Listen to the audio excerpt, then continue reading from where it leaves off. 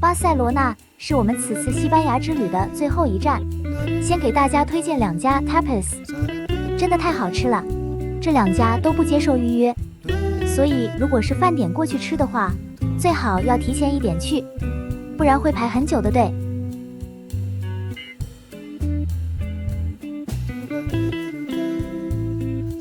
巴塞罗那必去的景点之一当然是圣家族大教堂，简称圣家堂。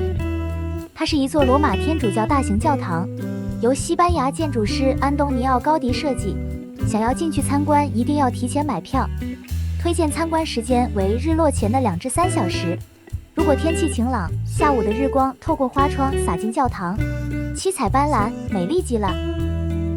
这里可以看到柱子上刻着代表圣经4福音书的作者的雕像，即有翼的公牛、天使、鹰和有翼的狮子。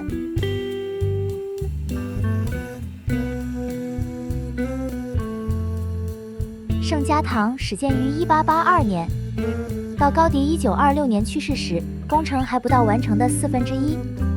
至今圣家堂也仍未完工，预计将于2026年即高迪逝世100周年完工。大教堂内部随处可见传统哥特式建筑风格的影子，细长的线条是主要特色。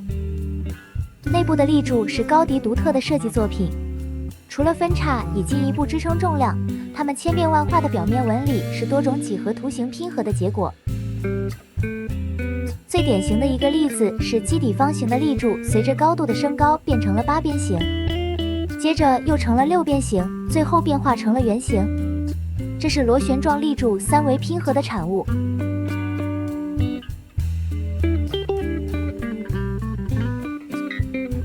高迪巧妙地利用了光效，增强了圣家族大教堂的感染力与庄严感。色彩是圣家堂表现出的独有特质。高塔和屋顶的许多画龙点睛的细小元素等等，是由威尼斯琉璃做成的马赛克，并涂以异彩纷呈的釉饰。内部的光影效果，除去各种各样的石料等建筑材料的辉映外，还因为有不少象征性的装饰，例如彩色玻璃等，因此呈现出的效果五彩缤纷，别具一格，让人仿佛置身于一个巨大的万花筒之中。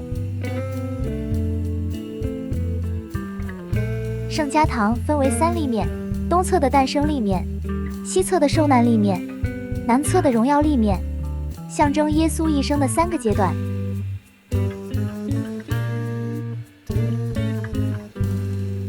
圣家堂的设计为拉丁十字架式，内有5条走廊，中殿的拱顶高达45米，侧殿拱顶高30米。十字形翼部有3条走廊，立柱间隔7.5米。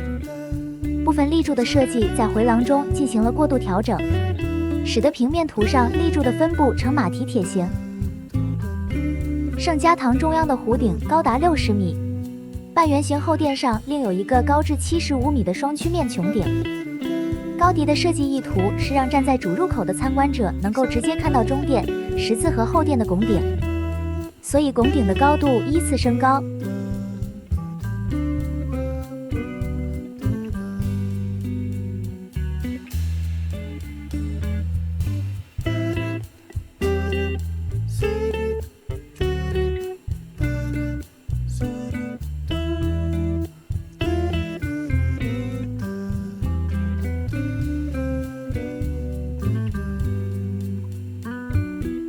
一个有名的高迪建筑是米拉之家，它有着波浪形的外观。该建筑无一处是直角，这也是高迪作品的最大特色。米拉之家是高迪设计的最后一个私人住宅，是米拉先生的府邸。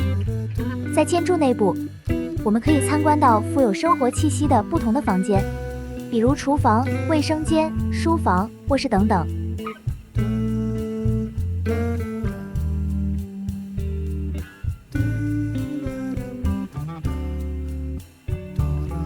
其中一层是鲸鱼阁楼，它由270个扁平砖拱门组成，现在是唯一一个专门展出高迪所有作品的展览。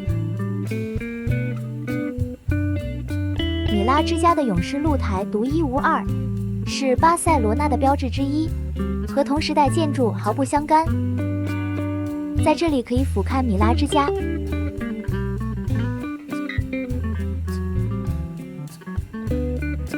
屋顶楼梯间、通风塔和烟囱都遵循房屋整体的波浪节奏与形状，它们象征着大自然力量的化身。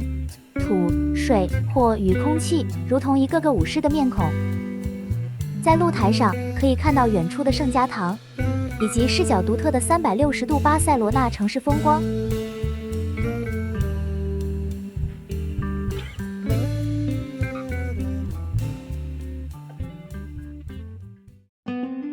巴特罗之家也是高迪著名的设计之一，它以造型怪异而闻名于世。与高迪设计的其他建筑不同，它的外墙全部是由蓝色和绿色的陶瓷装饰的，远望去颇像印象派画家的调色盘，但色彩很和谐。它的露台设计像骷髅头，柱子像一根根骨头，屋顶则像满布鳞片的鱼背。房子内部的设计秉承高迪一贯的风格，没有棱角，全是柔和的波浪形状，漩涡天花板、枯骨石柱、贝壳花窗，让人不得不佩服高迪的奇思妙想。其中，高迪穹宇是一个360度的体验，是新媒体艺术家雷菲克·安纳多尔呈现他的开创性作品在高迪的心目中。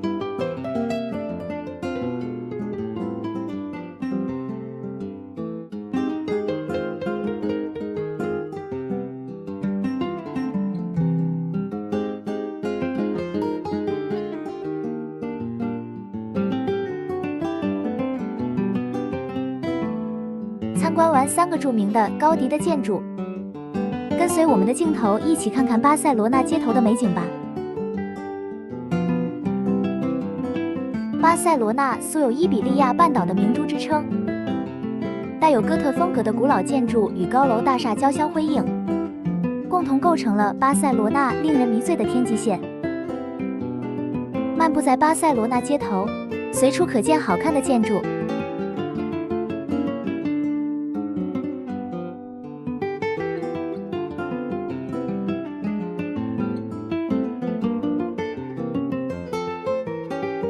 如果来巴塞罗那游玩，建议住在市中心，去各个景点可以步行或者乘坐地铁，非常方便。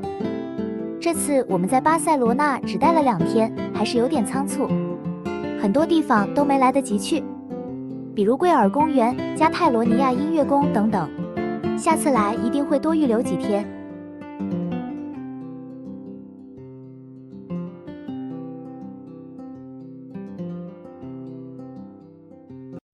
我们在西班牙一共待了10天，还去了马德里、塞维利亚、托莱多、格拉纳达。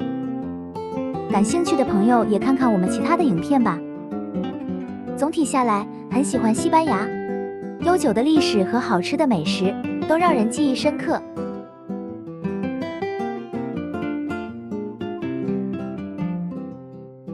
有时间的话，不妨来逛逛波盖利亚市场。它是欧洲最大且最有名的食品市场之一，这里熙熙攘攘地挤满了来自世界各地的游客和当地人。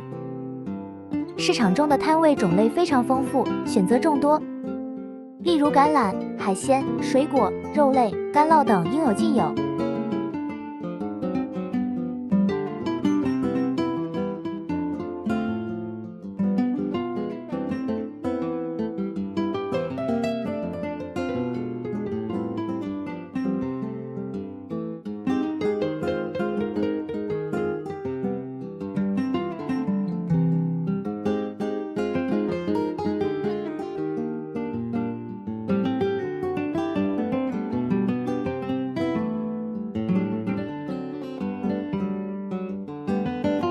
我们是11月底来的巴塞罗那，正好赶上亮灯，灯光将夜晚装点得更加绚烂多姿，颇有节日气氛。晚上的巴特罗之家也有灯光秀，千万不要错过。